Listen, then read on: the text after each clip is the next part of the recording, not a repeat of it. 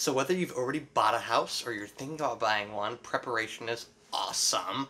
Here are 4 different savings accounts that every homeowner must have. Here we go. First one being an emergency fund. This is for everybody really, but especially when you own a home. When I bought my first home, I had lots of things happening in the pipeline sales-wise. It was an insurance. And long story short, I was given a termination notice because the company was going under. No preparation, no, this is going to happen, guys. All 50 of us or so received a termination notice with no preparation and nothing to really prepare for. So I had bought a house 2 months previous, and I just was laid off from my job. Man, my hair almost turned straight blonde. It was a very stressful time. However, thankfully I had a small emergency fund that saved my rear, let me tell you. A typical emergency fund is between 2 and 6 to 8 months worth of living expenses stashed away, like a squirrel stashing away acorns for the winter. So let's say every month, every single bill you add together costs $3,000. Well, let's do an easy calculation. $3,000 times 6 months is $18,000. Whew, it's a lot of money. Yeah, absolutely. But life throws curveballs, and it's way better to be prepared in advance than have to think on your toes when life throws a curveball. It's not fun. So be ready and be prepared. The next would be a yearly spending plan. So there are many things that only happen periodically. It's not an every single month situation. You buy fuel every month for your vehicle. You may pay utilities every month, probably. But something that doesn't happen every month is something like car insurance or homeowner's insurance. That happens twice a year and once a year for myself. So let's use a really easy example. Let's say your homeowner's insurance every year costs $1,200. We take $1,200, divide it by 12 months, $100.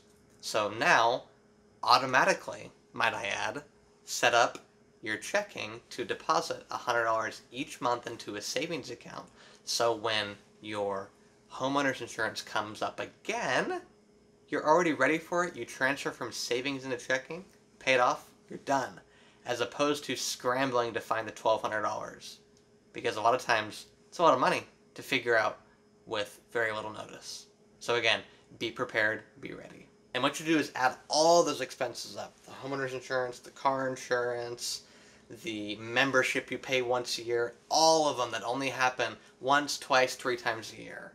And take them all, divide them by 12, figure out your total amount, and every single month transfer that into your savings plan. The next would be a sinking fund. A sinking fund is used in finance when corporate players or governments actually buy back their bonds, but that's a bit of information that's really irrelevant. Sinking funds for personal finance is preparing for something that's going to break at some point. So, I don't know, the fridge, the oven, the washer and dryer, the vehicle. So let's say you anticipate your washer to go out, which no one anticipates that, which is make believe you have privy knowledge, and you can even prepare for it. Let's say it costs $600 for a new washer, and you plan on replacing it in the next year. Again, 600 divided by 12 months is $50 a month. Take that $50 a month, siphon it into that sinking fund account so you're ready when your washer dies. Because let me tell you, no one wants to smell your stinky clothing. So make sure to prepare for that washer. And then lastly, the most important one for a homeowner is a home repair fund. A good rule of thumb is to take 1% of the current property value. So let's say your home is worth $200,000. 1% of $200,000 is $2,000. Pretty easy math there. That $2,000 yearly is an expense that is most likely going to happen. So most likely each year you're going to spend $2,000 más o menos each year on repair cost for your home. Now, it may be more in other years if you have to replace a roof or HVAC system or something of that nature. So be privy to that. But just on a good rule of thumb, 1%. So take, again, $2,000, divided by 12. It's about $160 or so, I believe, if my math is right. Take that, siphon it into this last and fourth savings account, so when you have to replace a window because the stupid neighborhood kid broke it, and you don't have it on videotape, unfortunately, you're ready for that. Because the big difference between renting a residence and owning a residence is there's no more calling the landlord when the faucet starts leaking. You can call yourself. That's it. You don't have any backup plan. So you actually have to pay for it and do it, or do it yourself. Small things, learn to do it yourself. YouTube has been a savior for me. I'm a very non-handy person.